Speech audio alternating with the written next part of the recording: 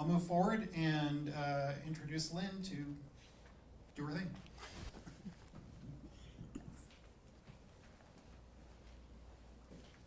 Uh-oh. Did I cover up all your stuff? No, I got it. There we go. Can you hear me? Yeah. Okay. Well, I'm just here really to introduce Louise, who I think all of you know from many different facets right now in Old Mex. She's a really valuable member. And Louise is kind of following up on something that has been a theme for us for this year, calculated or just accidental, but we seem to have had a theme this year about writing your family stories. We started out in January with Gilda Marina Syverson writing her Italian memoirs, which was fascinating. In February, Jean Stowe, the reporter, told us how to interview your family members. And then last month, Louise gave us a little bit of a tidbit about the writing group, including reading a story that Alden had written. So we've already had a good taste of this, but tonight we're really going to dive into it. And Louise is going to talk about how we can really, see the nitty-gritty of the steps that we might need to write our family stories based on what she and the group are doing on Thursday afternoons, which has become very successful, very exciting. And Louise is also, just by way of mentioning it, she's also a board member, and she is also the host of the local genealogy cable TV show, Genealogy and You. So she comes with lots of credentials, and I think it's going to be exciting to see what she does for us tonight. Thank you. I'm going to try and, can you hear me if I talk like that? Ooh, if I put this here. Can you hear me if I talk like this? Yep. Does anyone have a problem? Because I was raised out in the country, and a lot of my great aunts were deaf. So getting me not to be loud is more of an issue than getting me to speak up. I'm going to get this timer started so I don't go too late. And we had someone come in late. Sadly, I didn't make a lot of handouts. What I can give you is one sheet like this, and you can write on the backs of the other sheets. There you go. And here, one more thing. You're going to want a clipboard. Now, in case y'all, There's one right here. you got one? Good. Okay. In case y'all haven't figured out, this is not really a presentation. This is a workshop. I needed you buddied up for this. And I appreciate the opportunity to practice this. I will be giving it in Raleigh in a couple of weeks. I have given this a few times already, and with a lot of success. What so far the feedback in the beginning is, I don't want to do this. And by the end, it's, I can't wait to get home and write. So fingers crossed everyone will have a great time tonight, and I'll try to be mindful of your time and not go too long. I have this planned for 50 minutes and then questions. But I may skip a few things. When I stand over here, I get louder. Boy, that's cool. Because of the speaker there. Okay, so the mission is, of course, let's see what I've got on here. A little closer. The mission is to write our stories, and here's why. I'm going to back that up because I see somebody trying to work ahead. All right, so here's the deal. A lot of you have been doing your genealogy for decades, not for a few years, but decades, and have binders full of data, of documentation. And I have overheard conversations of, nobody's going to want this. I've asked people, I've tried to get nieces and nephews and cousins interested, and I'm afraid I'm going to will it to somebody and they're going to throw it away. Right? Well, I am here to tell you, we're going to spice it up a little. My idea here is before each of your people, write a little bit. Maybe put it out and send some tidbits out, fishing for the right descendant. Because somebody is in the family who wants this. They just don't know it yet. You're going to send out little stories and tidbits about your ancestors and the shenanigans they were doing. But so we're going to do this now, okay? One of the things I like to tell you is I write a lot about right now, currently, I'm writing about my great-grandmother. And I knew her before she died. And so if we look at this in my hand here, and this is me, and this is my parents, and this is my grandparents, and this is my great-grandmother. And that's lovely. That's it spans 4 generations. If I hand those stories down to my granddaughter, I've added 2 more, right? If she loves them and holds on to them and hands them down to her granddaughter, long after I'm gone, that's 8 generations. Now, my question to you is, which one of you wouldn't love to have something, a diary, a story, a letter, a love letter, a Dear John letter, anything from your 8 times removed grandparent? Anyone in here doesn't want that? So tonight, we're going to start doing that. All right? Okay. So the first thing we're going to do is, I have handed out something that kind of resembles this, and everyone in here knows what this is because y'all are genealogists. And I don't need dates. I don't need birth dates and death dates and marriage dates, just names. First names is fine. Start with yourself and go as far back as you can. If you want, you can actually put collateral off of theirs. You can put aunts and uncles to the side and cousins and whatever you want. But get as far back as you possibly can. I am going to give you, oh, by the way, my writing group hates this, but it works. They're all laughing. I'm giving you 2 minutes. Go. Write fast. Oh, I'm sorry. Here, I'll get you. We've run out of stuff, Queen, but Lynn brought in a notebook. And I got a notebook. You got a notebook? I can make some notes then. Okay. So write this down. We also need you to buddy up, and I'm going to assign my husband to be your buddy. Do you need a notebook? Yes. I'll just take that yellow pad. This? Yep. There you go.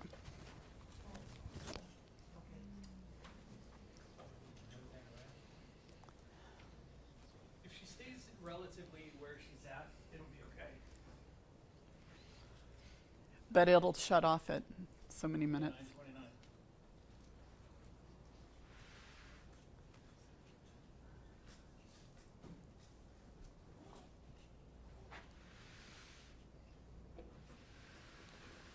You have 57 seconds, David.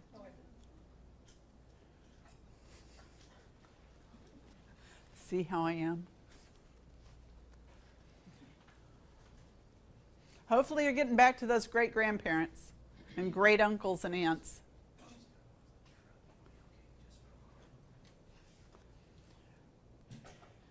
Come on, Queen, you got to catch up. Come on. Start at the end.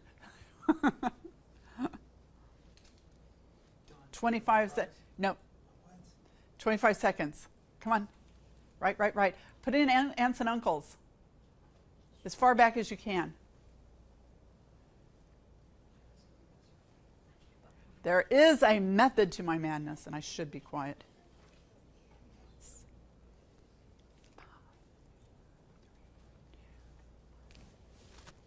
Time. All right. Awesome. So the next thing we're going to do is we're going to count off. Oh, wait a minute. We have one more thing here. We need to, what I want you to do is now I want you to circle the ancestors you met. Now, Anna K. Voss, I was probably 5 or 6 when she passed, but I met her. So age is nothing, but you have to have a memory of them. Circle them on your page if you've met them.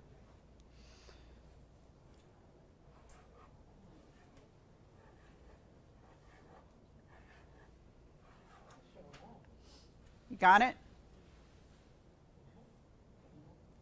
All right. Now, remember I had you buddies? Okay, John, you're 1. Jeff is 2. Lynn 1. Eldon's 2. 1, 2. 1, 2. 1, 2. 1, 2. 1, 2. Queen's 1. David's 2. Now, you have a minute. Turn to your buddy. And number 1's, tell your buddy as much as you can remember about the oldest ancestor you circled. Ready? You have a minute. Face each other. You're going to tell. Ones tell the 2's. And go.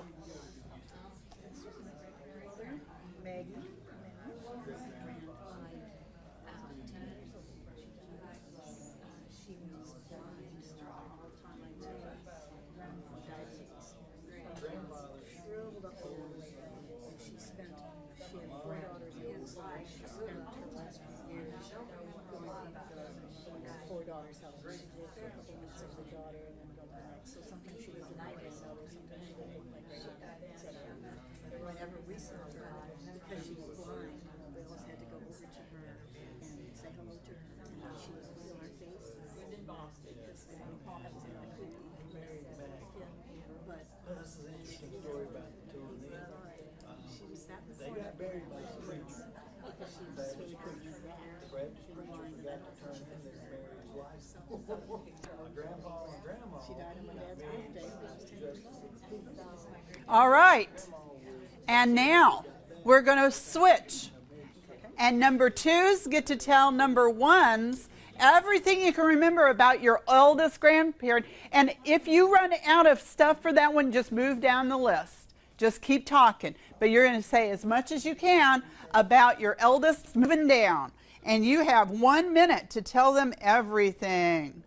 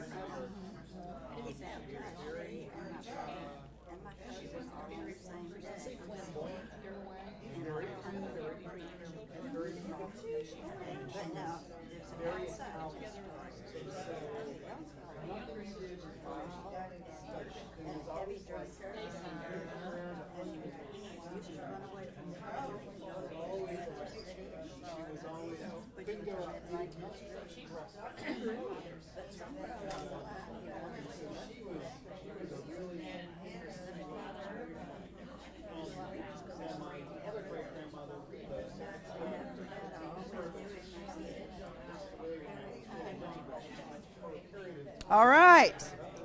All right, that's it. Everyone come back to me. Come on. You can do it. Come back, David. I know your name. All right, come back to me. Now, hopefully, this is what I call priming the pump. Our next exercise was inspired by one of the writers in our writing group and a book. And sort of my aunt. Before my aunt passed, my mother's sister passed, she and I corresponded a little, and she wrote me these letters that were all fragmented memories, and she'd just make paragraphs, but there could be 3 subjects in one paragraph, and they were just fragmented memories, and I loved them. I mean, it's like reading the Bible. I understand the Torah, the people, you just open it, and it's all different because there's no definition. I don't know, I'm not Jewish, but I understand that that's the way it reads. And her letters are like that. You just open it and there's just, oh, I never noticed that before. Little fragments. And then we had a gentleman in our writing group who's not here tonight, and he kind of did that. He said, you know, I just sat down and I just decided I'm going to write all these memories down, and then he read them to us. So they weren't really a story, but they were a list. And I thought that was real interesting. And so I was researching a little bit on the list poems, because Poetic Louise is my email, because I kind of like poetry. And I found a reference to a book. And this book won awards, and it is like 200 and some pages. It's called I Remember, and it's by Joe Brainard, Brainard. And it was kind of the first of its kind, 250 pages. I remember. Every line starts with I remember, and it's of the 1950s. And so I have morphed this into an exercise. And we've done it in our writing group a couple of times. It's a lot of fun. If you'll turn to your second page, most of you, a few of you don't have this, I'm sorry. I have actually started your page with I remember. Now, before you get started, I'm going to remember to read you an example so you have an idea of what I'm looking for.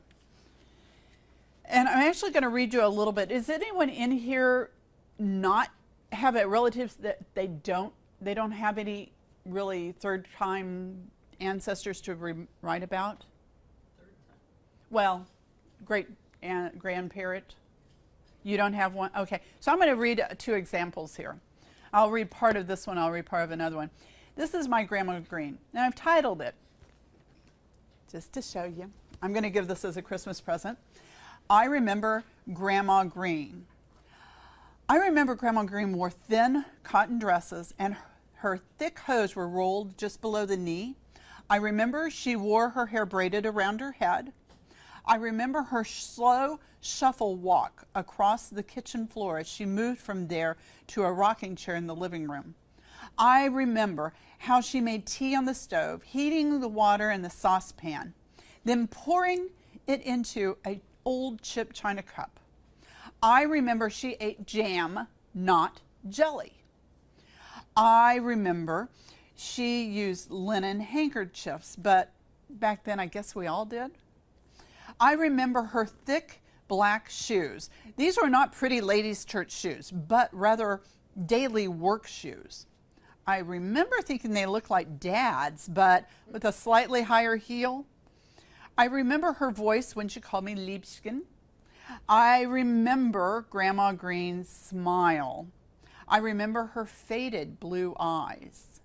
I remember that Grandma Green had a stuffed gray couch and a comfy chair and a rocking chair. I remember the duplex that she lived in and Uncle Ed, her son, on the other side.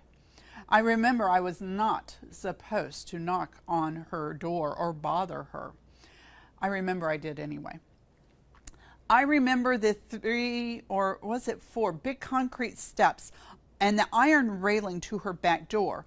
I remember I never saw Lucy, my mother, talk to her. I remember thinking Lucy did not like her very much. I remember one evening following Grandma Green inside through her kitchen, through her living room, where she sat down in front of her vanity mirror. I remember her taking the pins out of her hair until her long braided hair unlooped itself from her head and flowed down to the ground. I remember when she stood up, it wasn't on the ground, but it was long. I remember being fascinated by it. I remember the ivory comb she used to comb her hair. I remember thinking she was lonely. I remember Mother Lucy was not happy when she found me there. I remember that when she moved into a nursing home in Enid, Oklahoma. I remember her room was down from the nurse's check-in desk, 3 or 4 doors on the left, and her window looked out onto the parking lot. I remember she looked so tiny and frail in the bed there. And I remember when she passed. I remember flowers on the grave. I remember picnics at the cemetery. I remember touching her headstone, and I remember and miss my Grandma Green. I skipped ahead a little bit because I wanted to do this one. Her husband. I don't remember my Grandpa Green. I don't remember my Grandma Green's husband, Warren Green. I would have called him Grandpa, though he wasn't really. He was my father's father, but he wasn't my grandpa, now that I know. I don't remember ever even thinking about him growing up. I don't remember asking about him. I don't remember wondering about him. I don't remember anything about him except that what others said about him. I don't remember him as a bad man, But Dad, WV, his son, said he was mean to him. He said that he felt he was the whipping boy. I don't remember that. I don't remember him as a good man, but my dad's sister, Aunt Pearl, did. She said he was about as good as any man could be who had to work hard in the hot Oklahoma fields to provide for his family. I don't remember him as a fair man, but okay, so you get where I'm going. It's just a list. They can be short, fragmented memories. They can be a little longer. Got it? All righty. Guess what? You get, well, wait a minute. No one cheat. Let's change this to, you get 3 minutes. 3 minutes to write. I remember your eldest grandparent or your eldest person on your list, or I don't remember.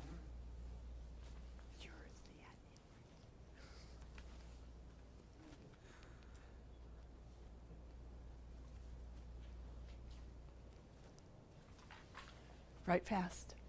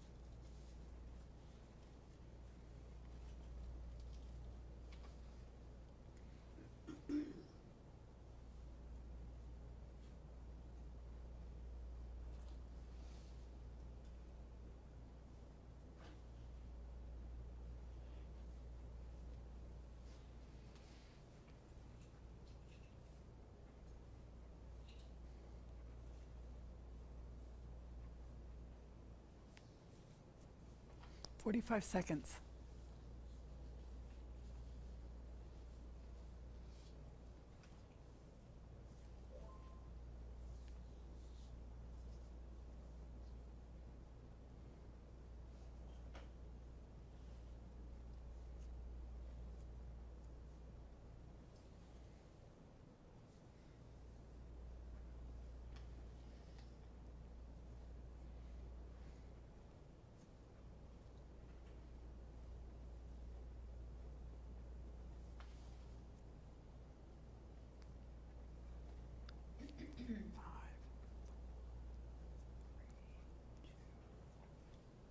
Time. Now, something that happens in our writing group that we find extremely beneficial, and that's hearing other people's writing. And so I'm going to ask for a couple of volunteers who will share, stand up, read your I remembers. Do I have volunteers or do I? Okay, Queen. Stand up and read what you wrote. And remember to read I remember before each statement, or just say it. I remember my great uncle Henry Orr, who would come to our house every New Year's morning. It was Queen, a can you belief. come up front? I can't hear you. I'm sorry. Oh, sorry. Oh, here. Are you able to hear me? Oh, yes.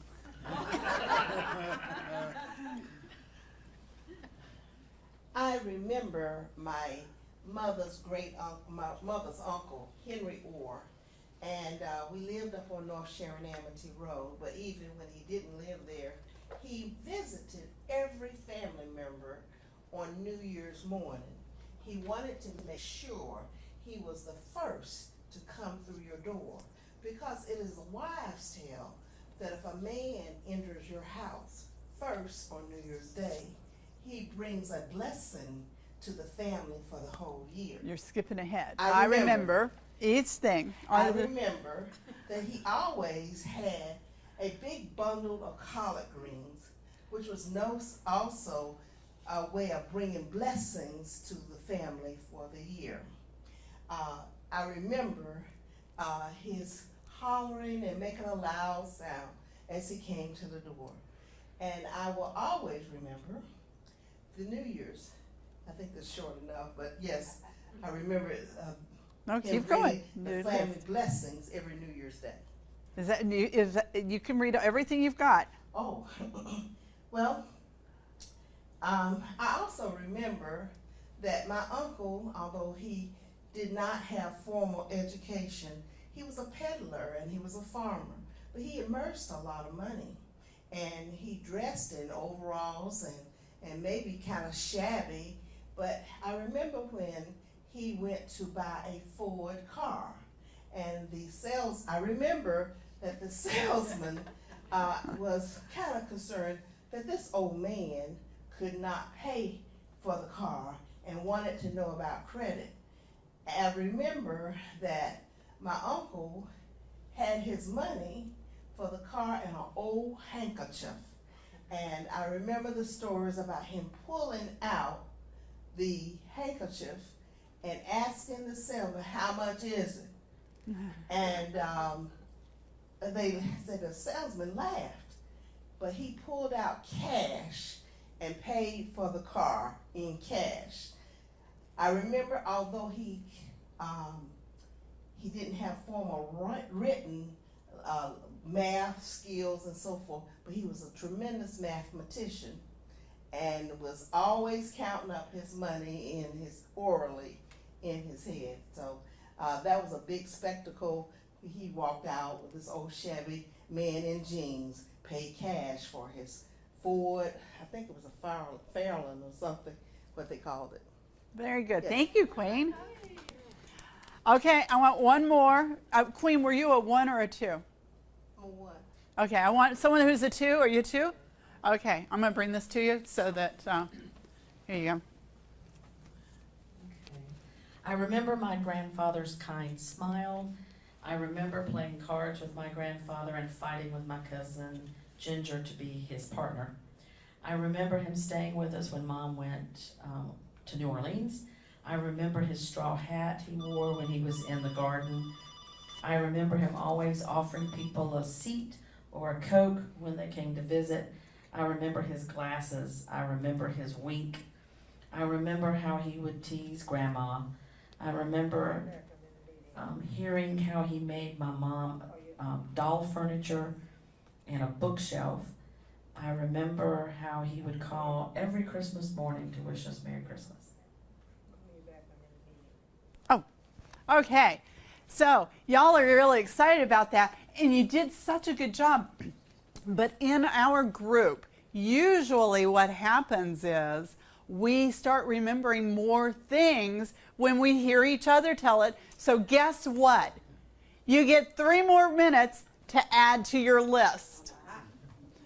And go.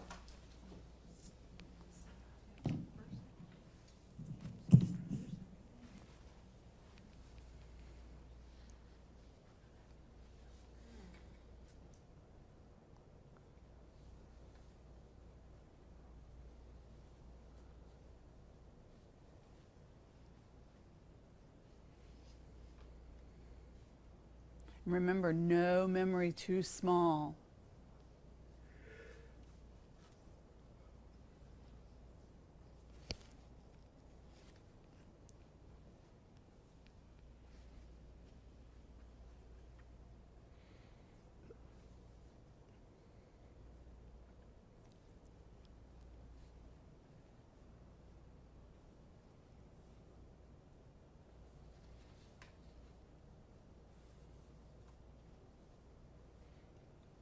holidays. Think holidays.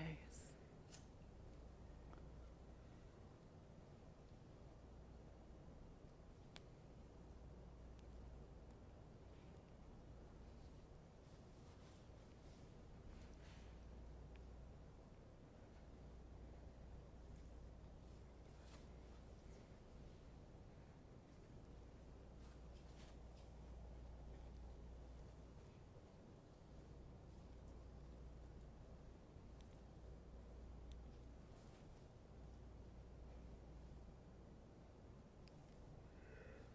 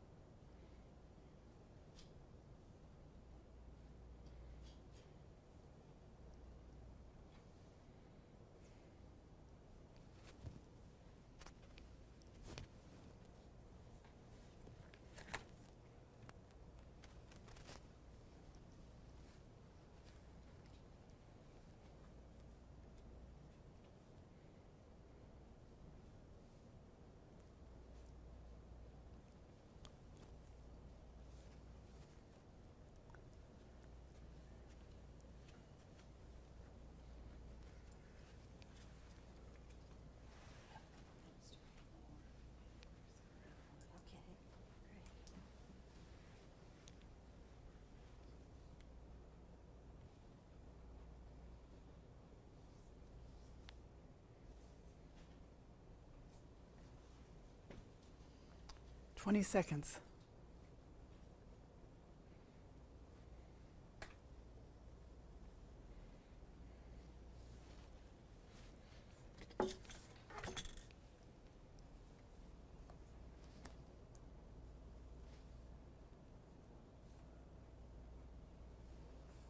Time. Okay, so you actually have something now in your lab that you can type up and add a picture to, maybe add a few more memories. The picture might jog some memories. This is my grandma Green, great grandma Green. That's her husband Warren. That's my W.V. Green, her son Frank, Uncle Ed, and Aunt Pearl that I mentioned. So I have beginning stories with a picture or two. And if you don't have pictures of them, you can add a picture of the headstone or documentation. And you can actually type this up and start sharing your ancestors. But more than that, you remember when part of what I read about Grandma Green was her hair. And so what I did was I took one memory from my I remember list and I wrote a story, a short story, and in about 5 minutes. Grandma's hair. I remember one evening I followed my Grandma Green inside her house, through her galley kitchen, past the living room to her bedroom. There she sat down at her vanity and took several hairpins out of her hair. My mother didn't have long hair, so this fascinated me. As she took those hairpins out of her hair, she also unwound a long, thin braid of hair from her head. The braid was so long it fell over her shoulder and across her lap. Then she began unbraiding her hair. Her hair was thin and white but beautiful. When she completed this process, she began to comb her hair. She had a white ivory comb with wide teeth that she used. And my 5-minute timer went off, but I wanted to finish my story. She would I was fascinated. She would pull the comb through her hair as I stood there staring. I did not hear my mother calling my name or even coming into the room. Louise, stop bothering your grandma. It's time to go. A quick kiss to Grandma Green, and we were gone. Okay? So that was taking one memory and expanding on it. So your next assignment is to tell us more. Remember, Queen, I said, you jumped the gun. You were going past. You started telling us the story. That's exactly what I want you to do now, is I'm going to give you 5 minutes to pick out, well, I'll actually give you 30 seconds to pick out a story from your list and 5 minutes to write your story. Okay? Look at your memory list and pick something out and start writing. Are we starting with I remember? No, no. The I remember was a specific list poem. Now we're writing a story. And you have 4 minutes and 45 seconds.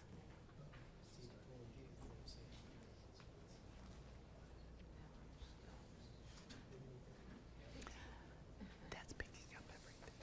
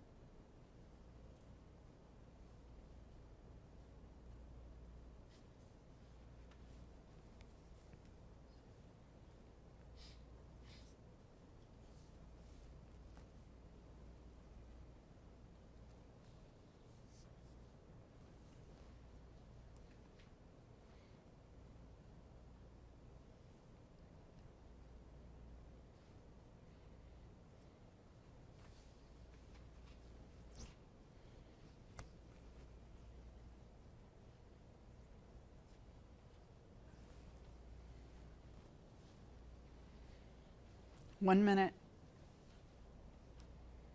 Write fast.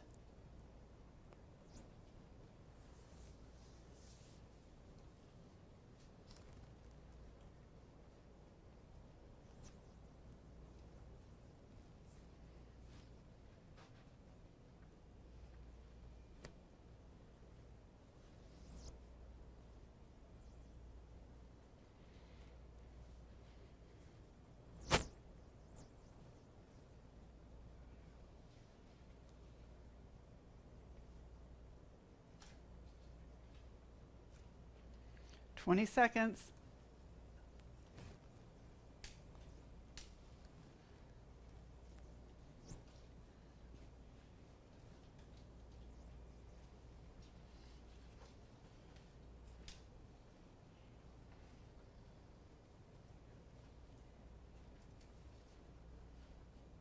time.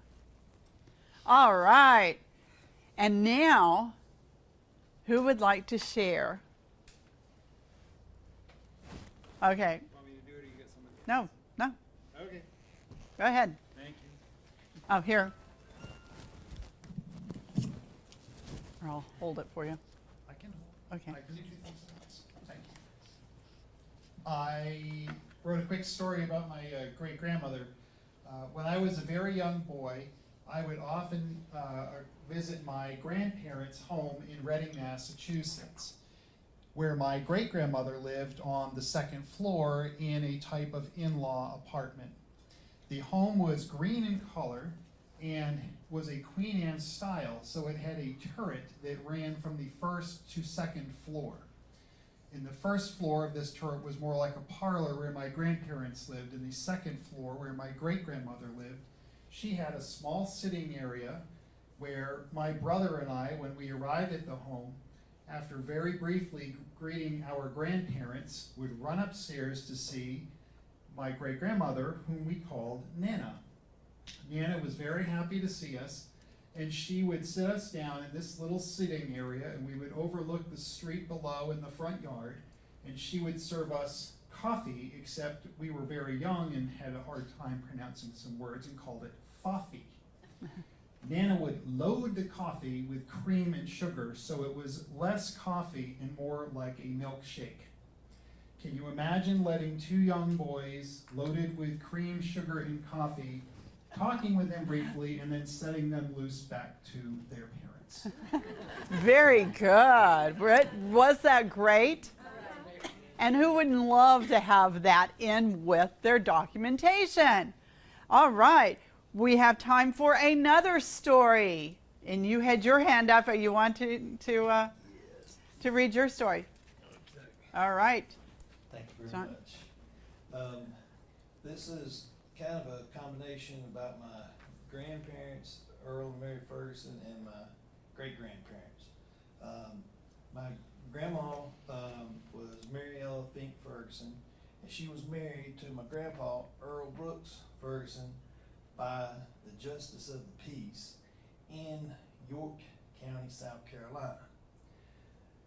Now, they did not tell my great-grandfather, my grandpa's father and mother, Walter and Maggie Ferguson, that they were going to get married.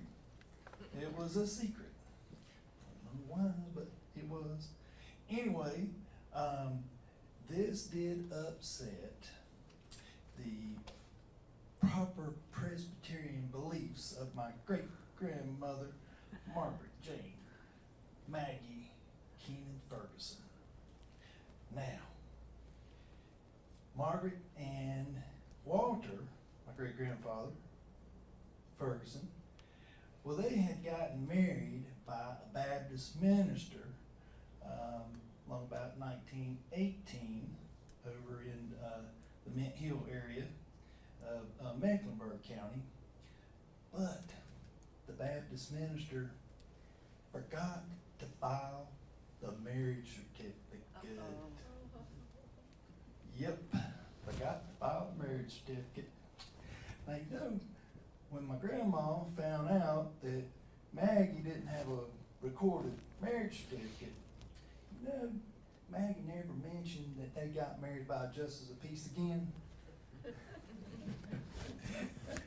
And my great grandfather, when they were basically forced to get a marriage certificate, it was by the time that he needed to file for his Social Security benefits. And when he had a conversation with the Social Security representative wanted proof that he was married. He said, "Doesn't my 12 kids count for anything?" Thank you, John.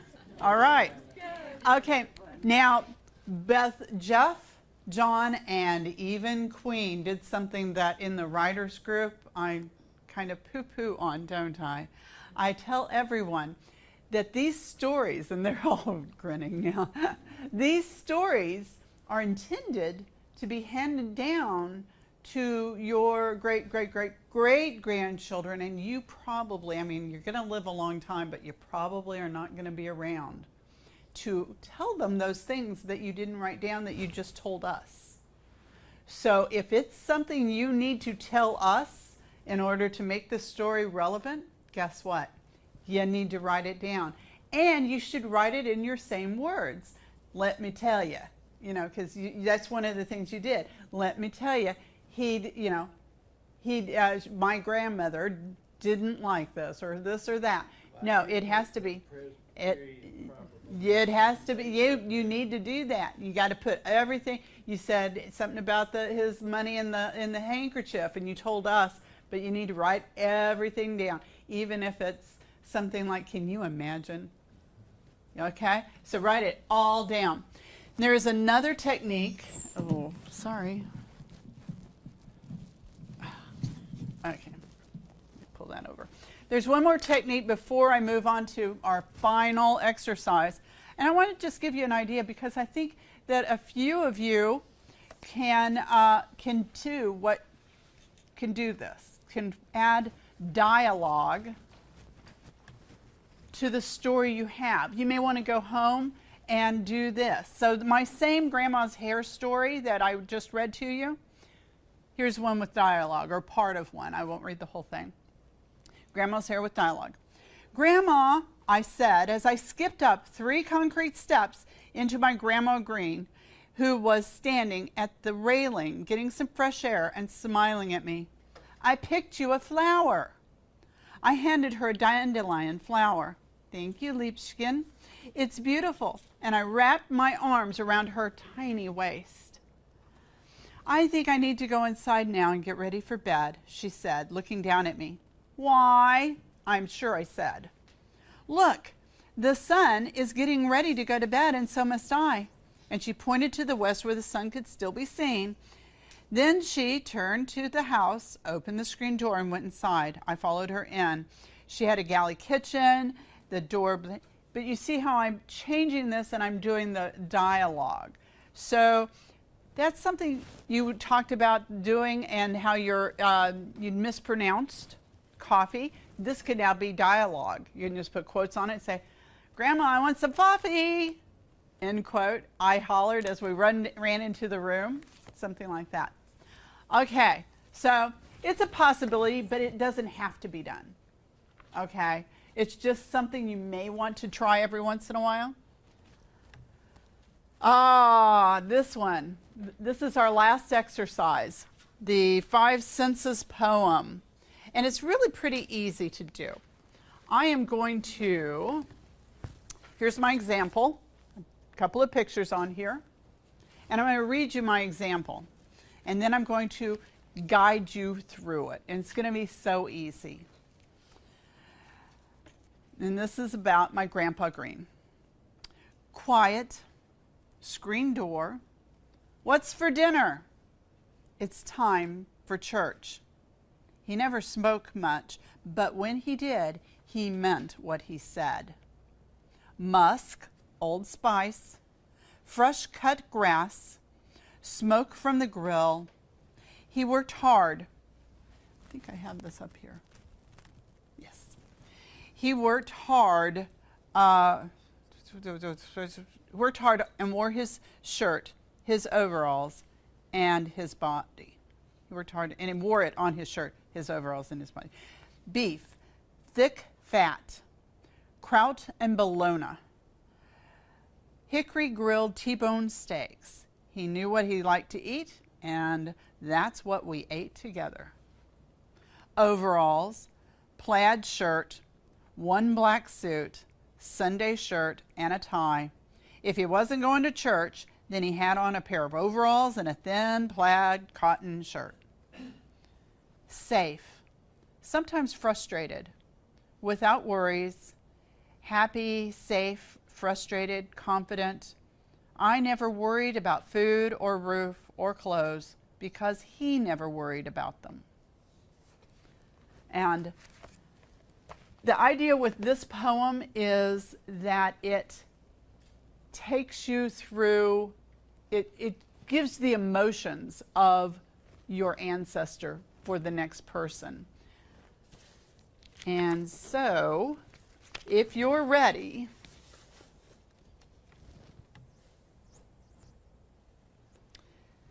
each part was a different part: hearing, smelling, tasting, seeing, and what I felt. And I'm going to walk you through it. First line, one word, hearing. You pick your ancestor, write a hearing word, something you hear. In my case, I wrote, if I can find it, quiet, because actually I didn't hear him. He was a quiet man. The next line is two words. I wrote screen door because I could hear it slam. So what did you hear your ancestor do? The next line, three words. I always heard him come in the door. I mean, this is a sequence.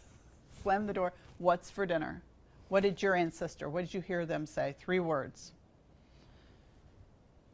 I often heard this yelled out on Sunday morning. It's time for church. And then a sentence. He never spoke much, but when he did, he meant what he said. The next is smelling. One word, your ancestor. What's a smell? In mine, musk. Next line, two words. What's a smell? For mine, he always wore Old Spice. And who doesn't have a picture of Old Spice? Next line, three words. Fresh cut grass. I was never allowed to cut the grass. He did. But I could ride the riding mower around town. That was not a problem. Girls didn't cut grass. Next line, four words. Smoke from the grill. We did not have much money. We ate beans a lot, but by golly, we had T-bone steaks every once in a while. And they were on the grill with hickory chips.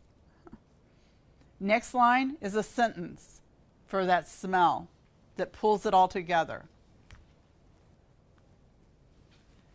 The next set is tasting. What did your ancestor, what was their favorite meal? What was it? One word, taste. In my case, it was beef. But it could have just as easily been salad or peas, fresh peas. Next line, two words. Thick, fat. What's yours? What was your ancestor? Next line, three words. Next line, this is a taste. Four words. And pull it together with a sentence.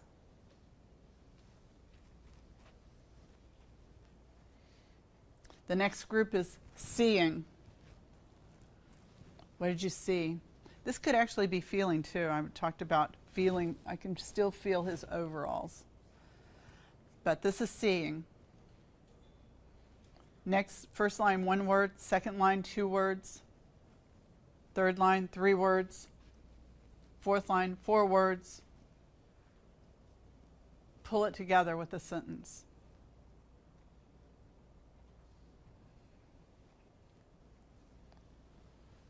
And the final set is feelings. How do you feel?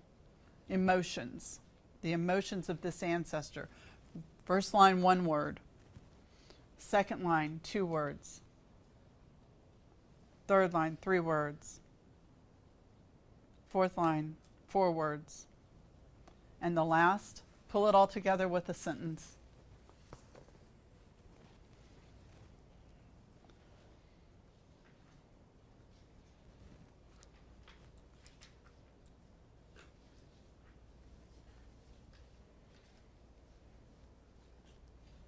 I see people writing, so I'll give you a minute.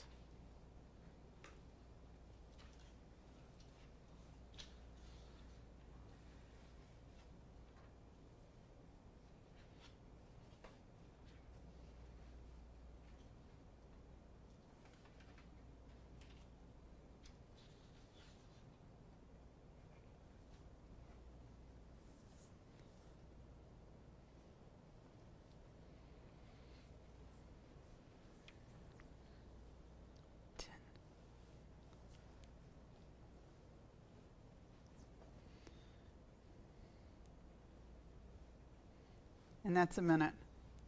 Okay, so poetry isn't for everybody, but it looks nice on a page.